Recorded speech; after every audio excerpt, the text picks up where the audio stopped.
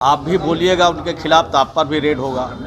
जो लोग खिलाफ बोल रहे हैं, जो लोग सत्यता को उजागर कर रहे हैं, जो भी भारतीय जनता पार्टी से जुड़े नेताओं के खिलाफ और उनकी सत्यता को प्रचारित और प्रसारित कर रहे हैं, जानकारी पब्लिक डोमेन में दे रहे हैं, उनके खिलाफ इस तरह की कार्रवाई कोई नई नहीं है, हर दिन हो रहा है और ये बदले की भावना से काम कर रहे हैं। लेकिन अब ज़्यादा दिन नहीं बचा है।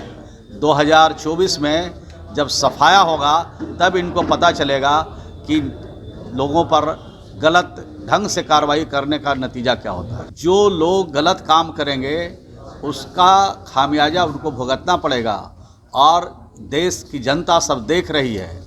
जब आपको मौका मिला तो अच्छा काम करना चाहिए, नेक काम करना चाहिए, प्रगति का काम करना चाहिए, विकास का काम करना चाहिए, नफ़रत को ख़त्म करना चाहिए, प्रेम और भाईचारा पैदा करना चाहिए। उसके बजाय आप नफ़रत फैला रहे हैं और नफ़रत की दीवार खड़ा कर रहे हैं, तो आने वाले 24 में आपको इसका खामियाजा भुगतना पड़ेगा। देश की जनता सब समझ चुकी है। 24 में भाजपा मुक्त भारत जब हो जाएगा उसके बाद इनके नेताओं को पता चलेगा। लेकिन उनको बिहार में कुछ इस बार भेटाने वाला नहीं है। और अगर कोई पार्टी के नेता आते हैं तो सब लोगों का स्वागत है। सामाजिक राजनीति जीवन में आने जाने का कोई बहुत बड़ा महत्व है, आना चाहिए, जाना चाहिए। लेकिन बिहार के लोगों के भी बारे में सोचना चाहिए।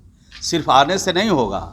जब दिल्ली में उनको मौका मिला सरकार बनाने का, देश के गृह मंत्री है, तो बिहार में जिन समस्या को लेकर के बिहार की सरकार और बिहार के लोगों का जो चिंता बना हुआ है कि बिहार को विशेष राज्य का दर्जा मिलना चाहिए, तो आए तो घोषणा कर दे तो बड़ी खुशी होगी। केंद्रीय विश्वविद्यालय बनाने के लिए पटना विश्वविद्यालय की मांग लगातार उठ रही है। बिहार की सरकार ने भी मांग को उठाया, यहाँ के विद्यार्थियों ने भी उठाया। अगर वो मिलता है केंद्रीय विश्वविद्यालय का दर्जा तो हम समझते हैं कि बिहार के लोगों को खुशी होगी, प्रसन्नता होगी, इन चीज़ों के लिए उनका स्वागत होगा। लेकिन बिहार में अगर नफ़रत फैलाने के लिए आएंगे, बिहार में अपनापन दिखाने के लिए आएंगे तो उनका स्वागत है। लेकिन नफ़रत फैलाने के लिए अगर आएंगे तो नफ़रत की जगह बिहार नहीं है। ये महात्मा गांधी का कर्म भूमि है।